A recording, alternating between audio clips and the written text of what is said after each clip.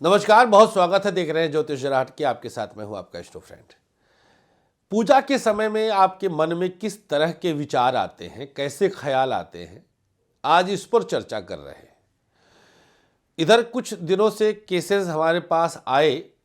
बहुत पहले एक और ख्याल आया था कि एक सज्जन आए थे हमारे पास राजस्थान साइड के। तो वो बोले कि जब वो लैट्रिन में मल त्याग करते हैं तो वो हनुमान चालीसा उनके दिमाग में चलता रहता है, और ये बहुत दिन तक वो आजिज आ गए कि वहां से ध्यान हटाएं, लेकिन मल त्याग के समय उनके मस्तिष्क में जरूर चलता था हनुमान चालीसा।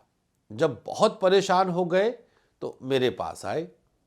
मैंने पूछा कि मतलब हनुमान चालीसा पढ़ने के बाद दिक्कत क्या आई? बोले कि दिक्कत तो कुछ नहीं आई। हमने कहा पेट तो अच्छे से साफ हुआ? तो कहे हाँ, पेट उठ तो सब साफ हो जाता है, लेकिन ये तो गलत है। हम कहे अब ध्यान जा रहा तो गलत कैसे हो सकता है भाई? चालीसा है,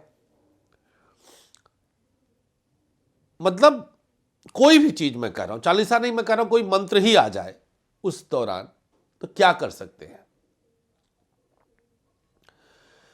उस विषय में सोचना बंद करिए बस। खैर, अब हम बताते हैं पूजा के समय में किस किस तरह के ख्याल आते हैं और उसका फल क्या है।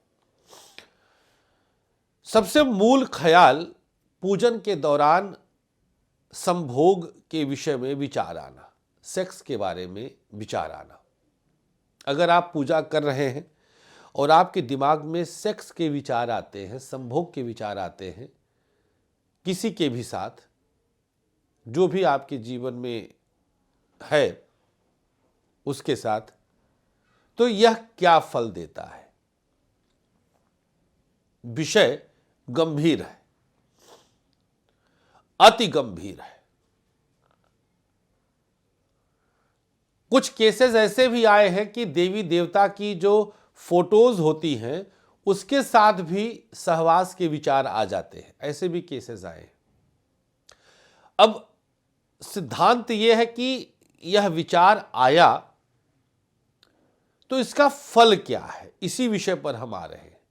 देखिए, यह तभी हो सकता है जब पंचम अष्टम का संबंध बनता है। बोलो ज्योतिष विज्ञान की जय।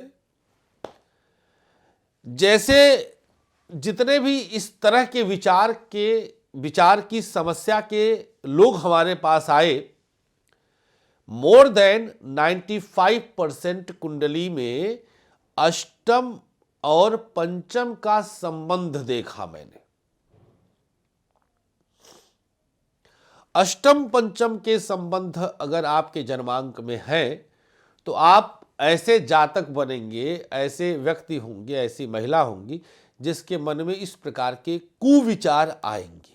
ये अच्छे विचार तो है नहीं। देवी देवता के साथ इस प्रकार के विचार आना तो ये निगेटिविटी है, ये ठीक बात नहीं है। इसका फल क्या है? इसका फल, अगर आप बाल बच्चे वाले हैं तो बच्चों के ऊपर कुछ न कुछ विपत्ति या समस्या है। अगर आप बाल बच्चे वाले नहीं हैं तो आपकी नौकरी में, आपके प्रेम संबंधों में, आपकी प्रसिद्धि और प्रतिष्ठा में धब्बा लग सकता है, दिक्कत आ सकती है, आप परेशान हो सकते हैं। यह हुआ फल पूजन के दौरान या देवी देवता के साथ संबंध बनाने के विषय में विचार अगर आते हैं तो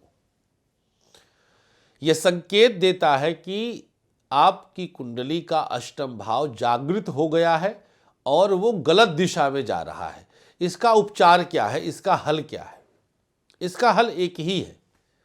आप जितनी जल्दी हो सके अष्टमेश और पंचमेश की शांति तत्क्षण करवाइए, इससे पहले कि स्थिति ज्यादा गंभीर हो जाए। आपको अष्टमेश और पंचमेश की शांति करानी पड़ेगी। दूसरा, पुरुष वर्ग के लिए लाल रंग का अंडरगारमेंट, खास तौर पर अंडरवियर, या लंगोट बांधना शुरू करिए। और महिलाओं के लिए श्वेत रंग धारण करना अंतःवस्त्र के रूप में शुभ होगा।